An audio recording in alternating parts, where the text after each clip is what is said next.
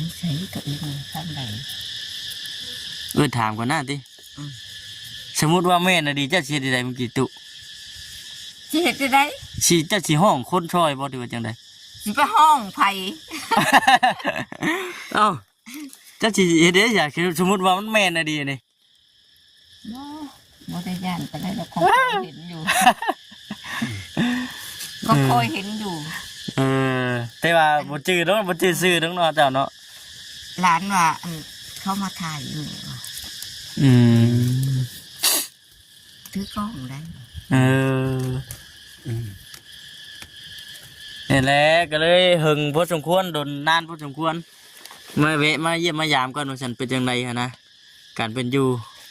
ก็เป็นอยู่เป็นวันนี้แหละแตกแยกไปไผไปลาวตอนนี้เนาะแตกพระพาพายไปเพิ่นกะว่าประมาณจังมื้อสิได้มาฉันเอาเพิ่นว่าสิมามื้ออื่นโทรไปวานแต่เพิ่นเสียตั้งแต่มื้อซื่อนั้นเพิ่นบ่โอ้ยได้เฮิงเติบแล้วเฮ็ดบุญแล้วโอ้เฮ็ดบุญแล้วเรียบร้อยแล้วจังสิได้มาบัดน่ะแล้วก็เพิ่นแล้วเลยว่าเพิ่นว่าสิมาเพิ่นโทรไปวานนี่นะว่ามื้อฮื้อเด้อสิมื้อว่ะ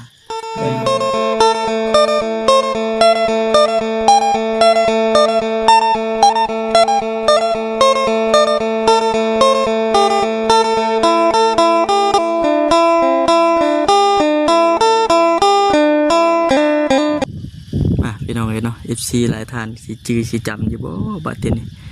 บ่ได้มาก็ถือว่าเฮิงเลยพี่น้องเอ้ยเข้ามาเมื่อกี้นี่จักเราสิจื้ออยู่บ่เราใส่เมื่อกี้นี่พากันไปเพียงแล้วน้องเนาะก่อนอื่นก็มีแต่ว่าทักทายสบายดีแล้วก็สวัสดีเด้อพ่อแม่พี่น้องเบิดสุขคนพี่น้องเอ้ยพบกันคือเก่าเช่นเคยเนาะพี่น้องเนาะพบเจอกันมื้อนี้ก็ได้เดินทางมาอยู่ที่บ้านโพนสว่างเนาะตัวบ้านน้ำกุ้งบ้านของตู้ปีเพิ่นบริมาก็ถือว่าพี่น้องเลยเมื่อนี้ได้มีโอกาสมาตัวเย็นจะเว้นเนาะสิ่งไม่ทรงบาเสียงหน้าเพิ่นก็เลยเอาไปสันแวะถ่ายคลิปในตู้มันก่อนอัปเดตมันก่อนการเป็นอยู่เพิ่นเป็นจังไรในข้อมือนี้ปัจจุบันนี้นะเป็นจังไรนะพี่น้องเนาะเพิ่งเนี่ยเราก็จนชีบุจือพี่น้องสงสัยชีบุจือบ่ข้ามในเบิ้งนี่จุดก่อนกันบ่แซนบ่ต้าบ่จิตเนาะบ่คำมาหาเราเรื่อยๆพี่น้องเนาะเนื่องจากว่าห่างหายไปหลายปีไปพี่น้องเลยขับไปเบิ่งน้ำกันมีหัวมีเคพันพี่น้องเลยเนาะสีเหลืองหยอกแล้วก่อนเด้อพี่น้องเลย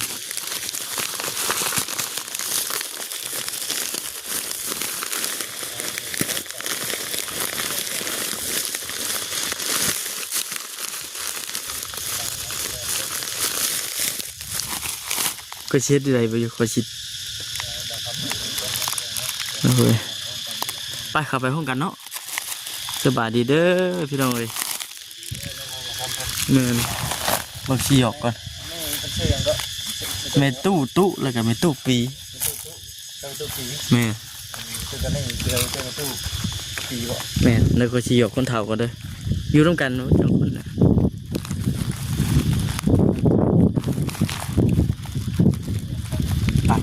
บ่จื้อนายไม่ตู้ตัวนี้บ่จื้อ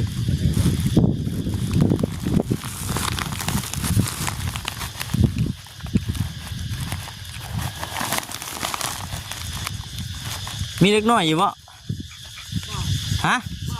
เล็กน้อยไปไหนเบิดฮะเด็กน้อยอยู่บ้านเอาว่าสิมาหาเล็กน้อยได้นั่งเล็กน้อยทีเดียวนั่นเลยค่ะอยากได้ดีเขาก็เอาลูกแม่นว่าอยากได้บีได้เนี่ยจื้อเขาอยู่บ่ฮะเคยเห็นอยู่บ่เคยเห็นแล้วเคยเห็นตอนไหนเคยเห็นตอนไหนเลยเคยเห็นแต่ว่าเคยเห็นอยู่ติสบายดีเด้อเสด็จสบายดีอ๋อตัวทวิตบ่ตกใจบ่คือถามว่าหลานตกใจบ่หลานตกใจก็เห็นแต่ถีบอยู่ติให้ไม่ตู้นั่นได้ไม่ตู้นะไม่ตู้เมื่อสารวันลูกคุณเสียอ้าวเป็นได้ไรบัดทีนี้เฮ็ดจังไรบัดจะขึ้นไปนั่งเชิงได้อยู่บ่บัดนี่เจ้าลงมานั่งลุมพี่กันด้วยครับหาหน่อยลงมา ย่านเกาหัวหยอกเขาแล้วก็ได้ เล่นพวกคนเทิงเลยดิตกใจได้เห็นเนาะ ตกใจ คือเห็นเรารับเราล่อไอ้ดิ หยอกคนเฒ่า ไม่จัดเองว่าโตอยู่พวกนั้น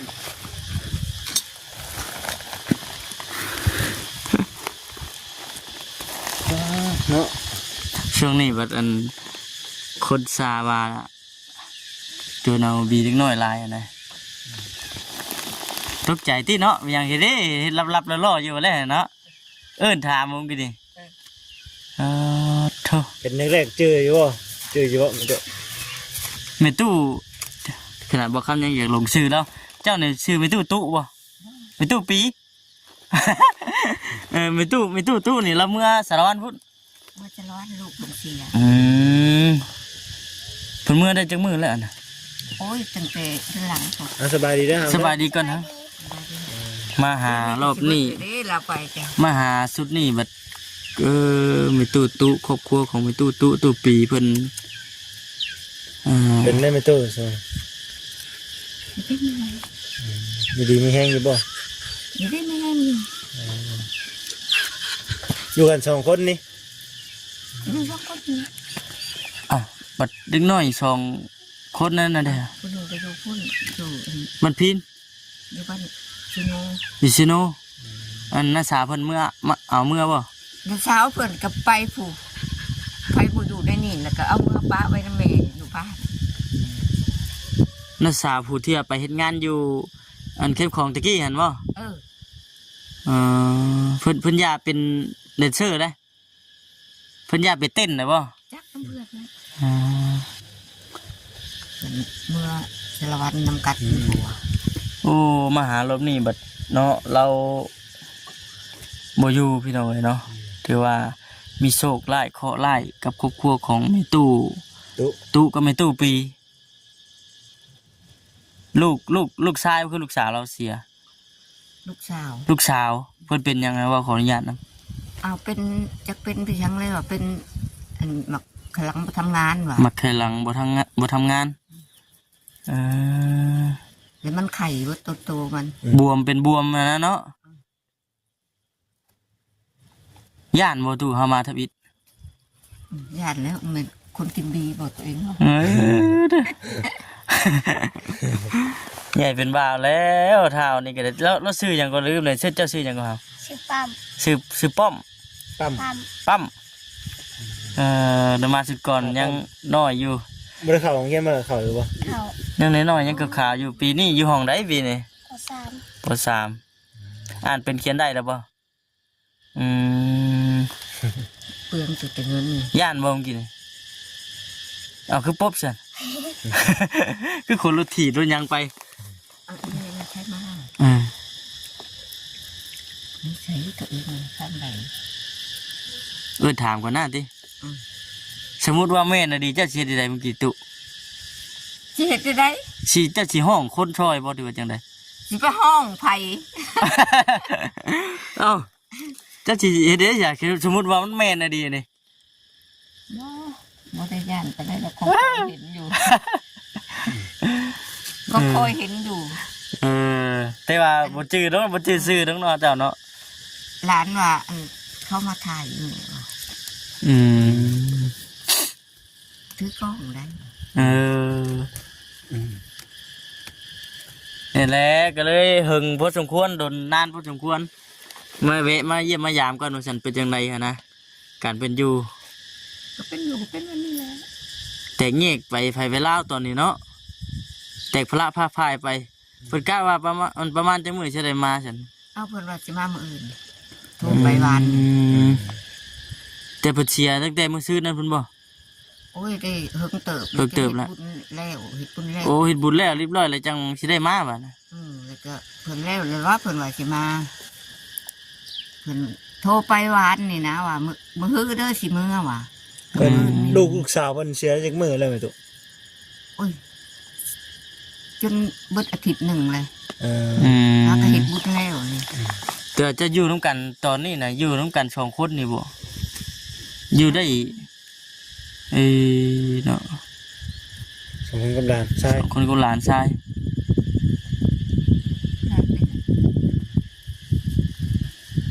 กลางค่ำกลางคืนมาเฮ็ดอยู่เฮ็ดกินนี่ อยู่ทึ่ง เฮ็ดอยู่เทิงพุ่นม ได้ยังกินเลยทุก ป้า เออ ร้านไปชะไอ้หนองอันนั้น อืม ไอ้หนองชะตอนนี้มันบก น้องชาเขาบอกกับดานไปซะอืม เฮิงเนี่ยเนาะบ่ได้เข้ามาเนาะมีไผแน่จะเข้ามาช่วงนี้ รู้ไม่ใคร สมอยสมี สมองเลย เออแต่ว่าเรื่องเข้าได้ฮะตุเป็นใดเรื่องเข้า โอ้ยเขาก็ได้40 เข้านะได้40ศอกยังพอได้กินอยู่ดอกเนาะตอนนี้เนาะ อืม อืม มันก็ได้กินอยู่ อืมแต่เก่าก็คือ FC ได้ฮู้นะพี่น้องแวะเวียนเข้ามากับบ่แสนเพิ่นนี่คือสิจื้ออยู่ดอกอยู่ในใจเสมอเนาะบ่แสนเนาะแม่เนาะเออ ยังบอกเซนเพิ่นมาเขาอ่ะ จำหาบ่แสนอยู่บ่แสนอย่างแหละแม่อย่างแหละแม่มีพอวันบ่เนาะตะกี้เนาะกี่ มา กี่อยู่หลายคนบ่ไหมทุกคน 4 คน กี่เนาะ ซื้อเครื่องซื้อของมาให้ตะกี้หั้นนะพี่น้องกันเนาะว่าสิมาอยู่ว่าเอาเด็กน้อยไปอยู่น้ำกันนะปุ๊บช่ำขึ้นเที่ยงช่ำบ่มีหยังมื้อนี้มีแต่กระต้มขนมนี่ได้มาตอนนี่เด้อต้มขนม ใจเด้อ เออ เนี่ยแต่ละมื้อเนาะไปโรงเรียนเปิดมีตู้เปิดเงินนี่ซื้อขนมนี่มาจักมา ไปซื้อขนมนี่นะ ซื้อขนมกินเนาะตัว เบิ เนาะ ดหันแล้วก็อีแม่โทรศัพท์อันเบิดเงินเลยได้ เออ ให้เลย40,000 เออ ว่าให้สิให้เนาะดานเลยบ่ เริ่มใหญ่แล้วเริ่มใหญ่แล้วการใช้จ่ายมันก็เริ่มหลายขึ้นบัดนี้ตะกี้ไปโรงเรียนตอนยังน้อยตะกี้น่ะมื้อ 4,000 4,000 5,000เนาะตัวเนาะตะกี้ยังบ่ทันได้อ่า บาทนี้โอ้ มีโทรศัพท์ โทรศัพท์อันนาบ่าวเพื่อนได้เก็บดอกอยู่ที่โน้คุณ อืม แล้วก็ไปแปลงไปถ่ายหน้าจอมันแล้วก็ให้ร้าน อืมพอได้ดินติบ่ได้เช็ดหาผู้สาวบ่แม่น ฮะอย่าไปขอเฟซผู้สาวจ้ะ โรงเรียนติ อยู่เฮียนว่าซั่น โอ้ย โอ้ยเนาะ บ่ได้ถือไปโรงเรียน อื ถือ ม บ่ให้ถือ เนี่ยมันเฮียเนาะตัวเนาะแต่ละมื้อไป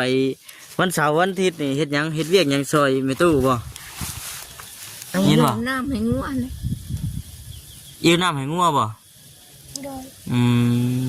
มขี่รถถีบนี่เนาะไปโรงเรียนเนาะแม่นบ่เดินย่างไป ย่าง ใช่กินนี่จะเฮ็ดยังไงกิน ร นี่ ถถีบมันเทไปเลย โอ้ แป้ง แปลงแปลงยังมันน่ะ หันหนอดมัน หันน็อต อืม สิไปเห็นละไทย ชีวิตรถไทยฮึ ต้นนี้บ่หัก จากรถถีบจะไปเฮ็ดรถไทยมานี่ติ โอ้ยสัปปินั่นมันเห็ด เด็กน้อยอยู่ตัวผู้เดียวเนาะบ่ได้มีครูมีหมู่มีครูดินน้ำเนาะดินน้ำแต่ไม่ตู้นี่นะบ่เท่านั้นก็ไม่ตู้ให้ครับ โอ้ไปให้มันกะมันบ่หย่มน้ำแล้ว ว่านั่นแหละพี่น้องเนาะบ่ได้อันมีหมู่มีครูดินเด้เพราะว่าอยู่ตามทงไร่ทงนามีหัวมีแค่เนาะตู้เนาะบัดนี้เนาะ กี่จะมาบ่มีบ่ บ่นะตะกี้เป็นเด้อตะกี้ เฮ็ดขี่รถลองขี่รถผ่านเบิ่งก่อนว่าซั่นเดี๋ยวสิไปจอดอยู่พุ่นว่าเพิ่นสิเฮ็ดจังไดเพิ่นสิตกใจอยู่ว่าซั่น เอารับ ฮะ ตัวเองรับ นอนรับแต่ถ้าหลานเอิ้นว่ากูเนาะเป็นหลานเอิ้นก็จักยับแม่ตู้เราผู้นั้นบัดบ่อยู่พี่น้องเนาะเกิดเหตุกับแม่ตู้เพิ่น เกิดเหตุด่วนติ เกิดเหตุด่วนกับครอบครัวของแม่ตู้ตุกับแม่ตู้ปี เอาอันเฉียวลูกเฉียวแล้วนั่นเฉียวแล้วนั่นตายแล้วตายวังนี่ได้วังเดือน10นี่ เออ บ้านนี้ผัดลูกสาวเราตายอีกจังในเมื่อนี่ อืม ส ชุดนั่นกับเมื่อ สุดนั้นก็เมื่อ อืม แต่ว่าบัดนี้ก็ได้เมื่อย้อนลูกสาวตัวเองบัดนี้